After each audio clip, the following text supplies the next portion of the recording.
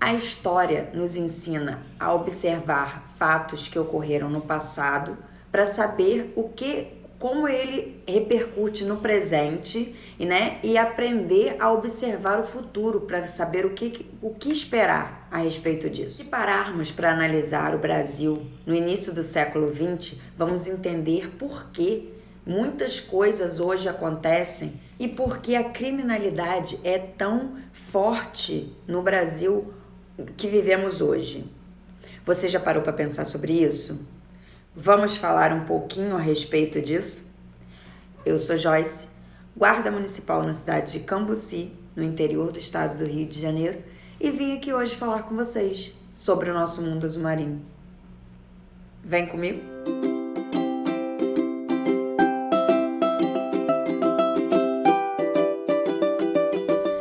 Fala, nação azul marinho! Você já parou para pensar que pobre tem em todo lugar, mas que favela é uma característica tipicamente brasileira? Por que isso? Vamos entender um pouquinho por que a criminalidade no Brasil tem características tão distintas de outros países. E tentar entender também um pouquinho da segurança pública no nosso país. Quando veio o fim da escravidão, uma fase horrorosa que o nosso país viveu, que a maioria dos países não tem em sua história, ficamos com muita mão de obra, né? E a mão de obra escrava estava sobrando no país. E essa fase coincidiu também com a vinda dos imigrantes italianos e japoneses para o nosso país. Mão de obra qualificada para as lavouras, né?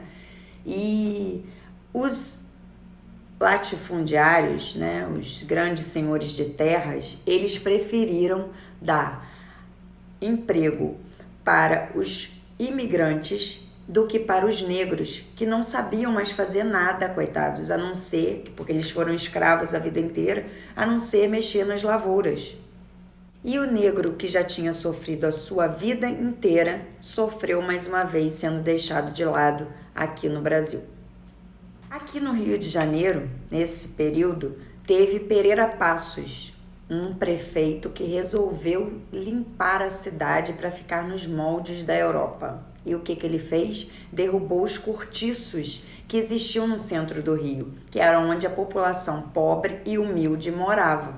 Sem essas habitações para o pessoal viver, o que eles resolveram fazer?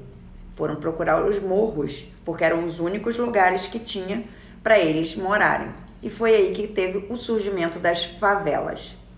E foi aí, com o surgimento das favelas, que a gente vê que começa a guerra entre o morro e o asfalto, que vemos até hoje aí nas nossas cidades.